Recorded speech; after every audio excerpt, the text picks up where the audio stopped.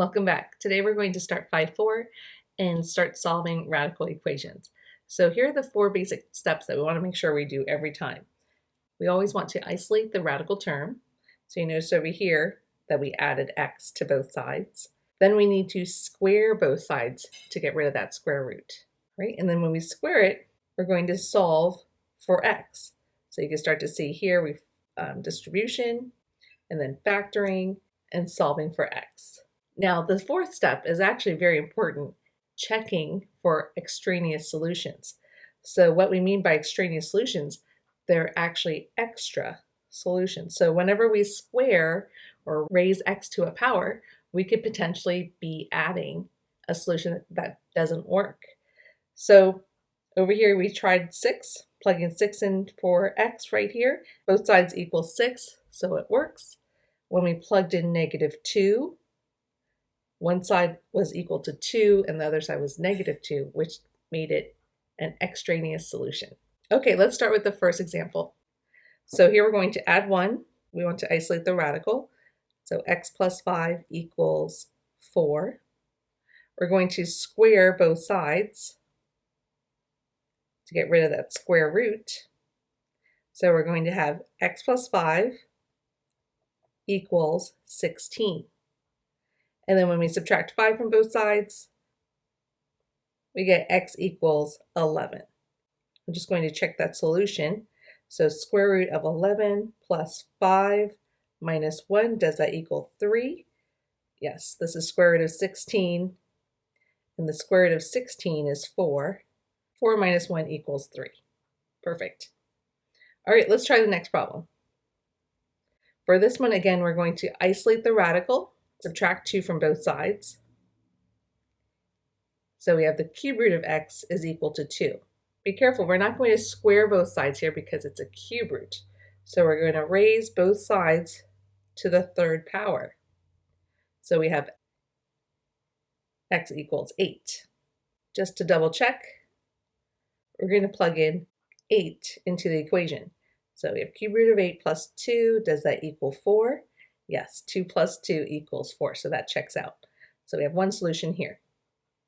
For the next example, we're going to rewrite a formula. The height of a suspension cable on the Golden Gate Bridge given the distance from the middle of the bridge, because the cable bridge is going to vary depending on where you are on the bridge.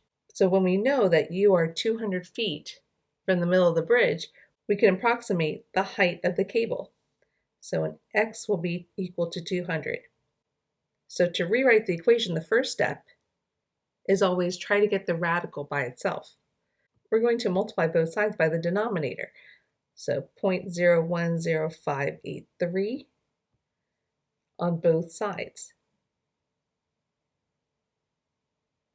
So it'll cancel out over here on the right side, and we'll have 0.010583 x equals the square root of y minus 220. Now to get rid of the square root, we just have to square both sides. I'm going to leave it just like that for a minute. And if we add 220 to both sides, we'll get this value squared plus 220 equal to y. And so from here, we just have to plug in 200 for x. So 0.010583 times 200, then square that, then add 220, and that will give us about 224.48 feet. So that's the approximate height of the bridge when we're 200 feet from the middle of the bridge. Now let's solve and check for extraneous solutions. So you can see the radical's already isolated, so we can square both sides here. So we'll have 3x minus 2, and if we FOIL this, we'll have x squared minus 8x plus 16.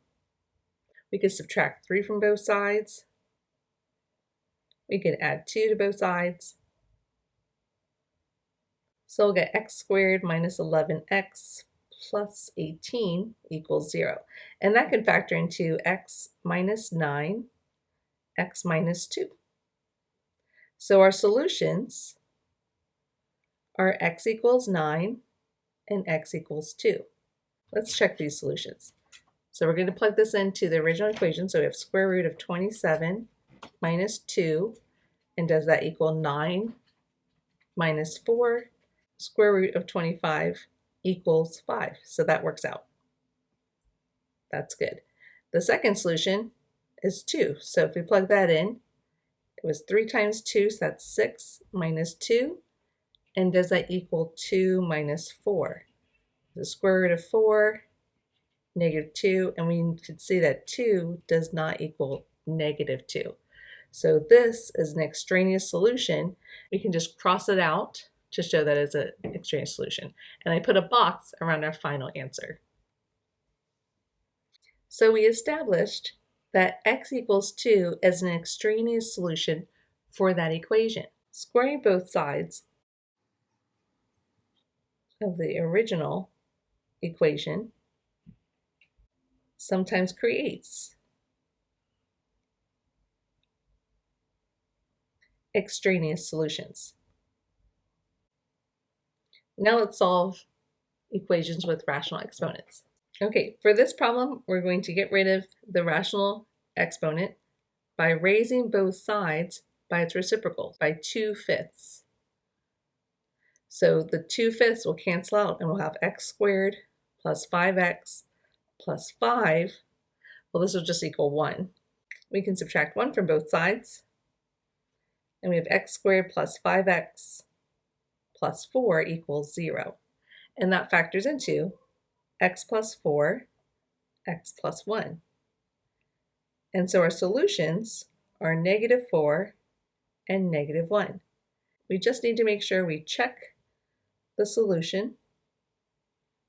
So plug in negative 4 squared plus 5 times negative 4 plus 5. Okay, so the 5 halves equals 1. This is going to be 16 minus 20 plus 5.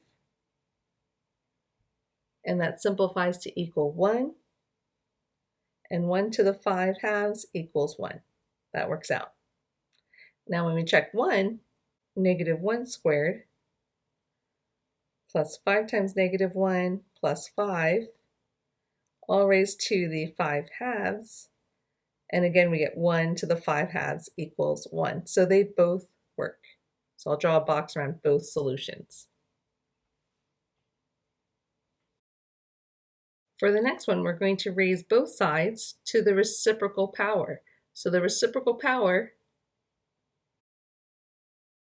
raise both sides to the 2/3. So we'll have x plus 18 equals x minus 2 squared. So x plus 18 equals x squared minus 4x plus 4. Now let's subtract the x from both sides, subtract 18 from both sides. So we'll have x squared minus 5x minus 14 equals 0.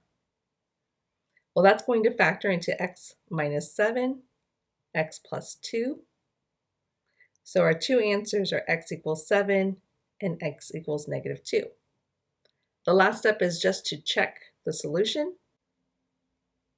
So we have 7 plus 18 to the 3 halves. Does that equal 7 minus 2 cubed? So this is going to be equal to 25 to 3 halves. This is 5 cubed. So when we simplify the left side, that'll be 5 cubed, which is 125. And the right side also equals 125. So that works out. When we plug in negative 2, we get negative 2 plus 18 to the 3 halves is going to equal negative 2 minus 2 cubed. This is 16 to the 3 halves. And we're seeing if that equals negative 4 cubed. And it actually doesn't. We get 64 on the left side and negative 64 on the right. So x equals negative 2 is an extraneous solution. And our only answer that works is x equals 7. Now let's solve equations with two radicals. Our first step is to isolate one of the radicals. So I'm going to add 2x to both sides. So we have square root of x plus 9 equals square root of 2x plus 3. Now we're going to square both sides to get rid of the radical on the left. So we get x plus 9 equals the square root of 2x plus 3 times the square root of 2x plus 3. Now I'm going to have to FOIL on the right side. So we get 2x, 3 root 2x twice, plus 9. We could see that the 9's are going to cancel out right away. So we'll have x equals 2x plus 6 root 2x. Because we have two radicals, we're going to have to isolate the second radical. So I'm going to subtract 2x from both sides. And we get negative x equals 6 root 2x. From here we can square both sides. So we get x squared equals 36 times 2x. That'll be x squared equals 72x. Now I can subtract 72x from both sides and factor. So x can be 0 or x can be 72. And from here, we need to make sure we check our solutions.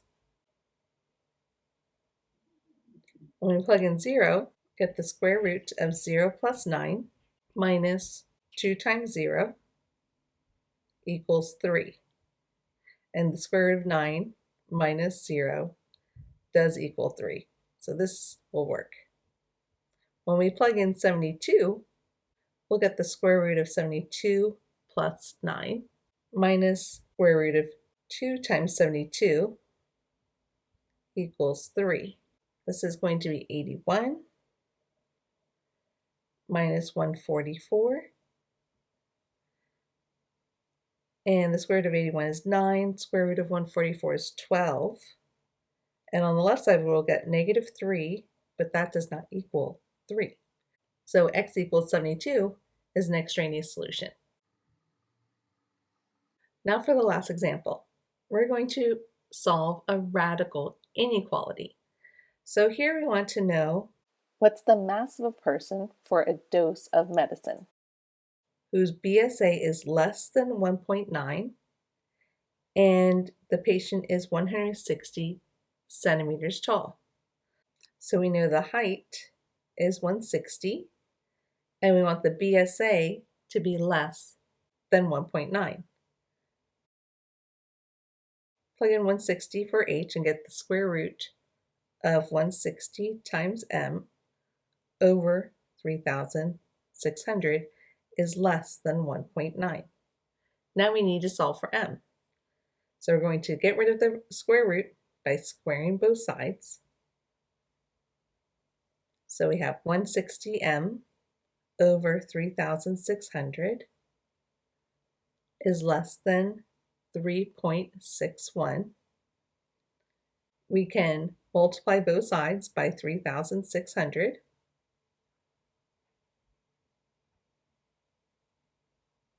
So we'll get 160m is less than 12,996. And our last step could be divide by 160. So the mass of the person must be less than 81.225 kilograms. All right, well, that was it for today. We'll go over more examples together in class.